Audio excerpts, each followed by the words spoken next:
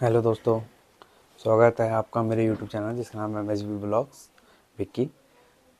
तो आज मैं जैनपैक के बारे में आपको मेरे वो एक ये वीडियो में पर्पज़ ये है वीडियो बनाने का कि बहुत सारे ना मेरे को कमेंट्स आ रहे थे कि ऑन बोर्डिंग के बाद का क्या प्रोसेस रहता है। जैसे आप सेलेक्ट हो गए हो, आपकी ऑन बोर्डिंग जिस दिन होगी उस दिन हो गई, उसके बाद का क्या, फिर आपको कहाँ जाना है, क्या करना है, आपके साथ क्या कराया जाएगा, ट्रेनिंग क्या होगी आपकी, कितने टाइम चलेगी।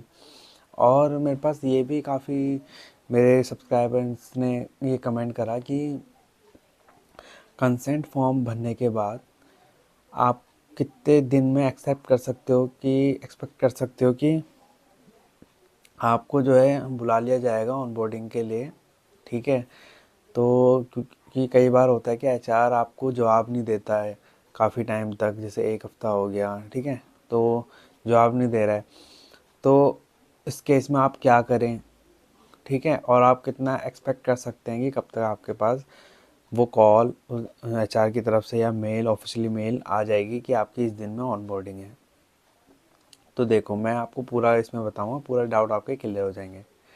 तो सबसे पहले हम स्टार्ट करते हैं जो ऑनबोर्डिंग के बाद आपका क्या प्रोसेस रहेगा। आप सेलेक्ट हो गए हो, आपकी ऑनबोर्डिंग हो चुकी है, तो अगले दिन क्या, व्हाट टू डू नेक्स्ट।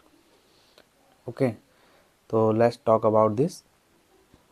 सो उसके अगले जो नेक्स्ट मूव होगा वो ये रहेगा कि आपको बुलाया जाएगा आपके जहाँ पे भी आपकी जॉइनिंग के लिए होगा।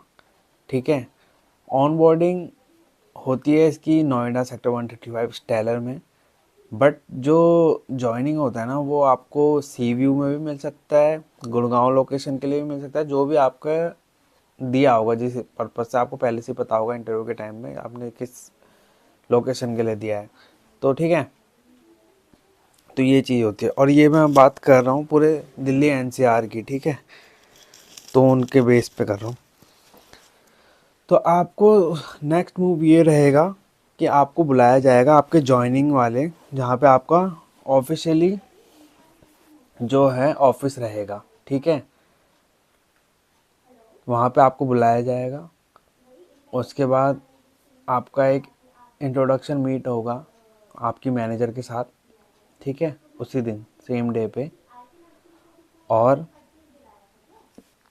आपको जो है आपके ट्रेनर से मिलाया जाएगा कि आपके ये ट्रेनर हैं, यही आपको आने वाले टाइम में गाइड करेंगे। और बेसिकली फिर इंट्रोडक्शन होके सब होके उसके बाद आपका जो है थोड़ा टाइम लग जाएगा आपको एक्सेस आने में। ठीक है, तो कम से कम मान के चलिए कि एक हफ्ता तो मान के चलिए कि आपके एक्सेस आने में ही लग जाएगा हैं। और कई बार होता है कि केसों में एक महीना, 1.5 महीना भी लग जाता है एक्सेस आने में। तो उस दौरान आपके साथ क्या होगा, क्या कराया जाएगा।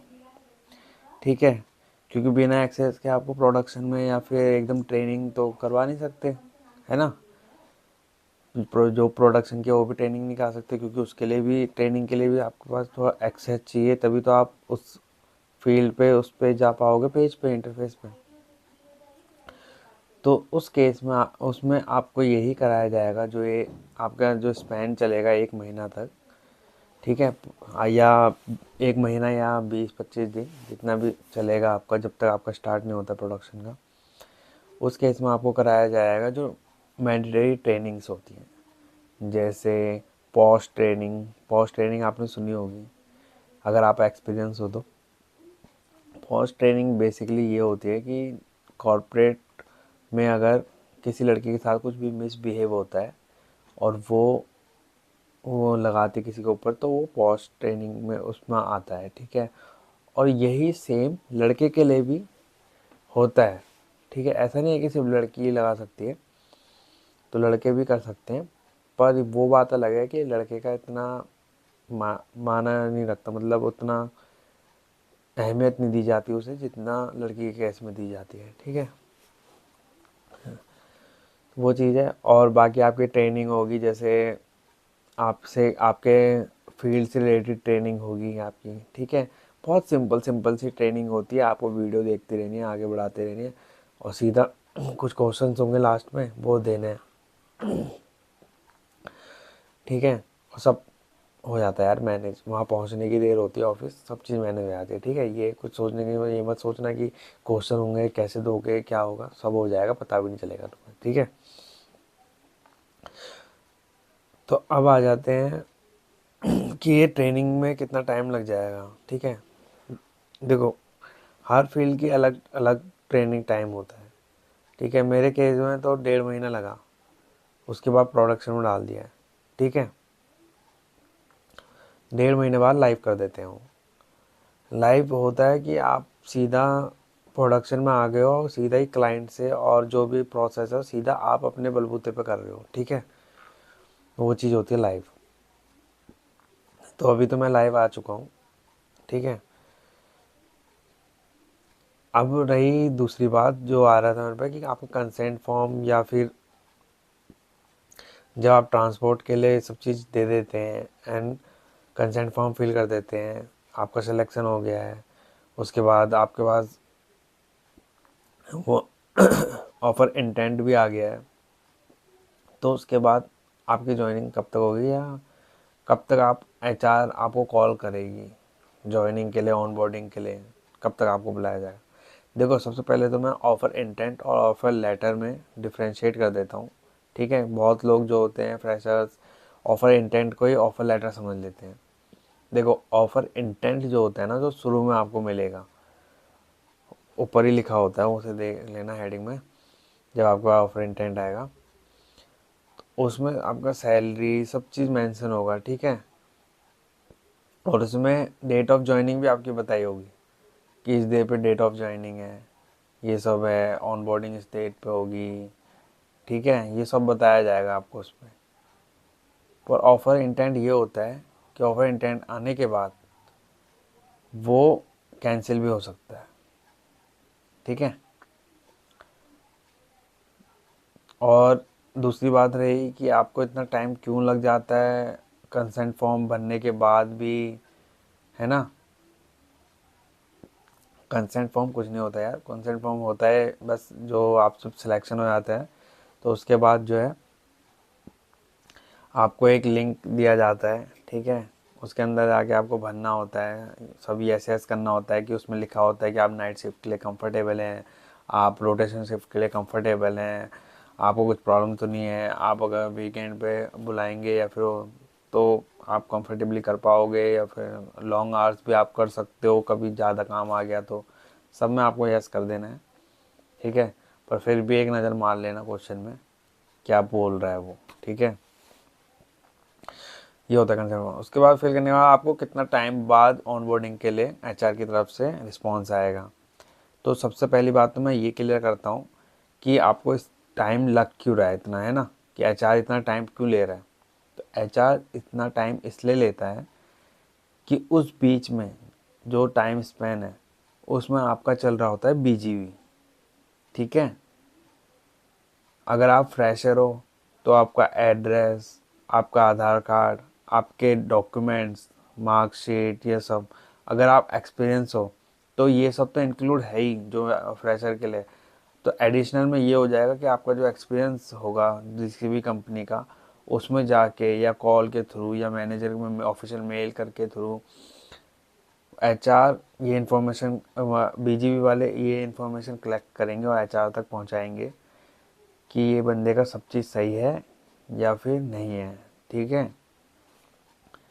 तो अगर आपका सब बीजीवी क्लियर रहा तो ही आपकी ऑनबोर्डिंग होगी, अदरवाइज आपका जो है उसके पहले ही जो ऑफर इंटेंट है कैंसिल हो जाएगा, ठीक है। तो ये इस चीज़ के लिए लगता है, ये जो इतना टाइम लगता है। और ये टाइम अब रही, ये टाइम कितना आप एक्सपेक्ट कर सकते हो कितना लगेगा। देखो मेरे टाइम में तो ये 1 हफ्ते में आ गया था, ठीक है। बट अभी जैसे सब्सक्राइबर है मेरा तो वो हैं क्या बोलते हैं, उनके 10 दिन हो गए हैं अभी तक नहीं आया, ठीक है। तो आप मान के चलो 10 to 15 डेज आप एक्सपेक्ट कर सकते हो, 2 वीक्स का टाइम लेके चलो कि हाँ इसमें लग सकता है। और देखो अगर 1 वीक के बाद ना, शुरू के 1 वीक के बाद, जैसे 1 वीक पहले आपने कुछ बात करी एचआर से या फिर कॉल के थ्रू, मैसेज के थ्रू, एंड आपको रिस्पॉन्स आया, ठीक है, या फिर कुछ भी हुआ, तो बार बार लगातार कॉल मत करना यार, या लगातार मैसेज मत करना, कोई भी इरिटेट हो जाएगा, ठीक है। उनका भी काम है कि तुम्हें सिलेक्ट करना, उनको भी जवाब देना होता है आगे कि हाँ ये कैंडिडेट है, ये सिलेक्ट कर रखा है, ये आगे है, वो उनका काम है। ऐसा नहीं है कि तुम्हें छोड़ दिया जाएगा, या फिर वो काम ही उनका है यार, कि मतलब कि तुम्हें लेके चलना आगे, तुम्हें करना, ठीक है, इसीलिए बैठा रखे हो वहाँ पे। तो तुम ये टेंशन मत लो कि तुम्हारा कुछ नहीं हो रहा, रिस्पॉन्स नहीं हो रहा। भाई तुम सेलेक्ट हो गए हो ना, तो तुम्हारा आगे भेजा जाएगा ऑन बोर्डिंग में, ठीक है। तो रिलैक्स रहो और 10 to 15 डेज, 2 वीक्स का टाइम स्पेन लेके चलो, ठीक है। पहले वीक में एक बार मैसेज कर दिया, कॉल कर दिया, पूछ लिया, उसके बाद नेक्स्ट वीक में पूछो शुरुआत में, ठीक है। तो एक एक हफ्ते में पूछो, बाकी अपने दिल के अंदर सोच के चलो कि हाँ यार इसमें 2 हफ्ते तो लग जाएंगे या फिर वो है, पहले आ जाता है तो वेल एंड गुड आपके लिए, और नहीं लगता तो आपको पता होगा कि यार 15 दिन तक तो इसमें लगता है टाइम, भाई ने बता रखा है, तो 15 दिन तक तो होगा, ठीक है। तो अपने दिल में लेके चलो, और तुम सेलेक्ट हो तो तुम पक्का आओगे ऑन बोर्डिंग में, ठीक है। ये चीज़ हो गई, ठीक है। तो दोनों पॉइंट क्लियर हो गए, ऑन बोर्डिंग के बाद आपके साथ क्या होगा, और कंसेंट फॉर्म के बाद आप कितना दिन का एक्सपेक्ट कर सकते हो। और कुछ अगर आपको डिटेल्स चाहिए हो, कुछ और जानकारी चाहिए हो, तो कमेंट कर देना इस वीडियो के नीचे, और उस पर मैं एक बढ़िया सी वीडियो लेके आ जाऊँगा, ठीक है। तब तक के लिए thank you so much for watching, bye bye.